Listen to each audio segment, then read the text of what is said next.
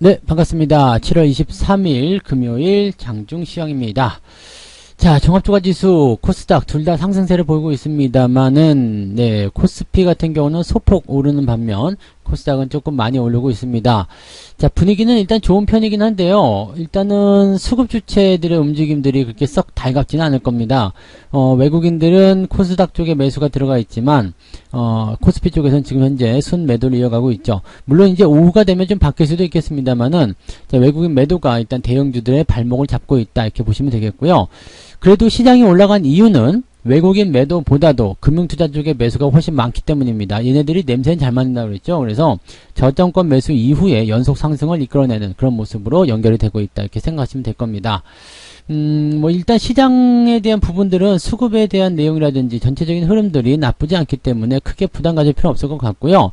자, 특징적인 종목으로 본다면 오늘 카카오뱅크 효과가 좀 있습니다. 공모 가격이 공모 밴드 상단, 최상단에 결정이 되면서 관련 종목군들, 즉 카카오뱅크의 지분을 갖고 있는 종목군들이 상승세를 보이고 있습니다. 그런 부분들이 좀 특징적으로 나와 있고요. 그 다음에 대형주들은 역시 외국인들의 매도를 통해서 조금 답답한 흐름을 보이고 있다. 이렇게 보시면 되겠습니다. 차트 보도록 하죠. 종합주가지수 상황 보시면은 일단 상승입니다. 상승이고, 자, 21선 저항에 부딪히는 모습이긴 한데, 현재 외국인들의 수급이 어떻게 변하느냐에 따라서 이 부분이 치고 올라갈 것인지 아닌지가 결정될 겁니다. 뭐, 오늘은 잘 마무리된다고 친다라면, 다음 주 초반부부터 결정되는 그런 이벤트들이 나쁘지 않기 때문에, 아마도 무난한 상승 계속 이어갈 수 있지 않을까 생각되고요. 지금은 저점 이후에 상승하는 연속 상승의 모습이기 때문에, 추가 상승 기대감도 매우 높다고 보시면 될 것 같습니다. 코스닥 같은 경우는 최고가 달성을 합니다. 뭐 강하게 상승하면서 지금 1059포인트 최고가 달성했고요. 현재 주가는 1058포인트에 머물러 있는 모습이긴 한데, 자, 코스닥이 더 세게 나가야 되는 이유들이 있잖아요. 그래서 그런 부분들이 일단은 현재 시장에 작용되고 있는 상황이라고 생각하시면 되는 거고요. 중소형주들이 아무래도 더 빛을 발할 수밖에 없는 이유는요. 시장 상황이 괜찮기는 한데 주가의 흐름이 중소형주 위주로 움직이고 있다. 이렇게 보시면 되는 거거든요. 그래서 일단은 수급 주체의 어떤 자금 이동 포인트들이 이제 대형주가 아니라 중소형주로 빠지다 보니까 아무래도 코스닥 종목군들이 많이 오르고 있다. 이렇게 생각하시면 되겠죠. 수급 한번 볼까요? 수급 보시면은요, 외국인들이 지금 800억 순매도입니다. 물론 많았던 물량이 조금씩 줄어들고 있는 모습이긴 해요. 그래서 분위기는 괜찮고요. 그 다음에 코스닥 쪽에서는 외국인 순매수가 들어오고, 실질적으로 뭐 금융투자나 연기금은 순매수거든요. 그러니까 매도 물량이 없는 상태에서 매수가 조금 들어오다 보니까 분위기가 괜찮다. 이렇게 판단하시면 될 것 같아요. 그래서 전체적으로 코스닥 쪽 분위기는 괜찮은 편인데, 코스피 같은 경우는 지금 외국인 매도가 지금 나와 있는 상태이기 때문에 금융투자가 1800억 지금 제법 많은 물량을 매수하고 있음에도 불구하고 외국인 매도가 그 부분을 좀 깎아먹고 있다고 보시면 되겠죠. 그래서 지금 시장은 상승세를 보이고 있긴 합니다만 대형주들이 약간 주춤하는 모습 보이고 있기 때문에 상승의 효과가 조금 떨어지는 모습이다. 이렇게 생각하시면 좋을 것 같아요. 자, 시총 상위권 종목 보도록 합니다. 시총 상위 종목들 먼저 좀 살펴보시면, 자, 거래소 쪽 보시면은요, 뭐, 카카오 한번 봐야 되겠죠? 네, 반등하고 있는 모습이에요. 그러니까 14만원대 근처에서 반등하는 모습이긴 한데, 조금 약한 것 같은 느낌이죠? 횡보 조금 진행될 것 같아요. 그래서 박스권 흐름, 우리가 예상을 좀 해봐야 될 것 같은 느낌이고요. 하이닉스, 삼성전자는, 네, 그냥 그렇습니다. 그래서 기술적 반등 이후에, 뭐, 그렇다고 해서 뭐 많이 밀릴 것 같지는 않습니다만, 그래도 올라가는 흐름들은 보이기가 좀 어렵겠죠? 자, 그 다음에 현대차 같은 경우는 지금 마이너스권 또 유지가 되고 있는 모습인데, 글쎄요. 자동차 쪽이 지금 지지선을 제대로 지켜내지 못하고 다시 하락세로 전환되고 있어서 지금은 매수나 이런 것들이 접근하시면 안 될 것 같아요. 뭐 아직 홀딩 하시는 것은 문제 없겠습니다만 더 하락할 수 있는 부분들이 있다. 이 부분 좀 생각하셔야 될 것 같은 느낌이죠. 기아도 마찬가지고요. 그래서 아직까지는, 네, 자동차 종목군들에 대한 관점들은 좋지 않아 보입니다. 대신에 이제 뭐 부품주들 같은 경우는 뭐 각자 도생할 수 있는 부분도 좀 있겠죠. 그래서 올라가는 종목도 있고 내려가는 종목도 있겠습니다만 이 완성차 쪽에서 조금 애매하기 때문에 자동차 부품주들도 약간은 제한적이지 않겠나 생각합니다. 어제 화신 같은 경우가 많이 올랐다가 오늘 좀 다시 반납하는 모습인데 이렇게 되는 거죠. 즉 조금씩 올라갔다가 다시 떨어지고 올라갔다 떨어지고 계속 이런 모습이 반복될 거로 생각됩니다. 그래서 그런 모양새 특별하게 재미는 없겠죠. 자, 환율이 올라가는 부분이기 때문에 현대차, 기아차 일단은 주가 하락 한다라고 생각할 수 있는 부분이고요. 대신에 포스코 같은 종목들, 네, 주가 상승한다.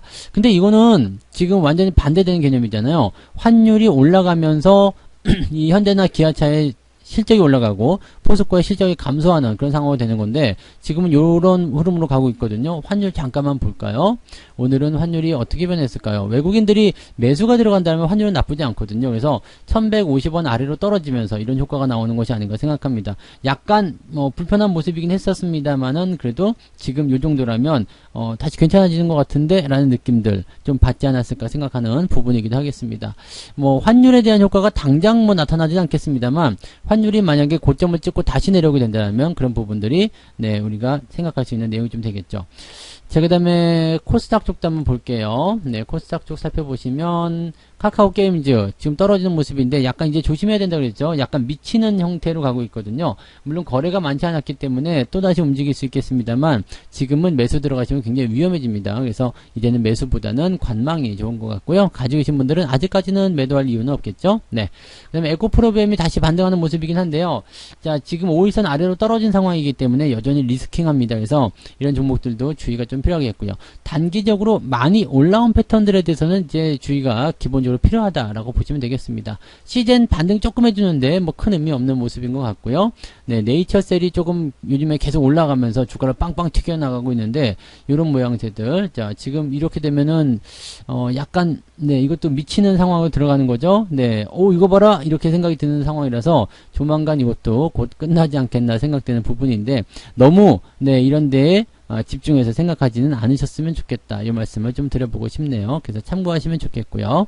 자, 어쨌든 코스닥 쪽의 움직임들이 더 좋은 편입니다. 그래서 이런 분위기가 형성되면서 전체적으로 시장의 움직임들이 코스닥 중소형주들 쪽 움직임을 좀 가고 있는 거고요. 카카오뱅크 관련주 한세 예스24홀딩스 지금 그동안 추세가 계속해서 우상향하고 있었던 패턴이었기 때문에 우리도 수익이 좀 제법 잘 나와 있는 상태고요. 오늘 올라가면서 수익률이 좀 더 커진 상황인데 이거 말고도 24 원래는 예스24가 네, 카카오뱅크 지분을 갖고 있죠. 그 다음에 예스24의 지분을 한세 예스24가 갖고 있기 때문에 예스24가 직접적인 수혜주다라고 보시면 됩니다. 그래서 이 부분이 이제 긍정적이고요. 이게 지금 한 거의 2% 가까이 지분을 갖고 있거든요. 그러면은 카카오뱅크가 지금 20조 원이 넘어간다고 생각했을 때요. 이제 18조 정도로 이제 책정이 됐잖아요. 그러니까 조금 올라서 20조 원 정도 나온다. 근데 만약에 따상이 나와서 약 40조 이상으로 나온다. 한 50조 나온다. 이렇게 되면은요. 2%면은 대단한 거거든요. 이러면 얼마가 되는 거예요? 50조에 2%면은 네. 1조인가요? 네. 자, 1조죠? 5, 20. 네, 1조.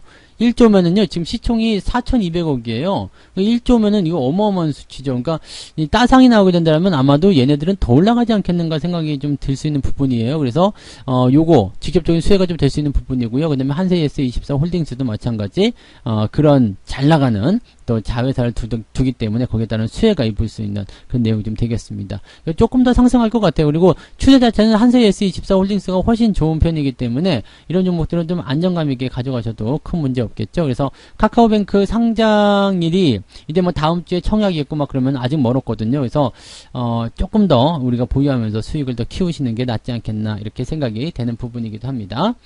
자, 투자자별 매매 동향 한번 살펴볼게요. 지금 11시 10분 자료 살펴보시면은요, 네이버, 포스코, 그 다음에 삼성전자, 기관 쪽에서 순매수 들어오는데, 아마 삼성전자를 순매수하는 이유는 레버리지 효과 때문이겠죠. 그래서 그쪽 부분으로 들어가는 모습이고요. 현대차, 기아차, 카카오, LG화학 등등을 매도를 하고 있는 모습이 확인이 되고 있습니다.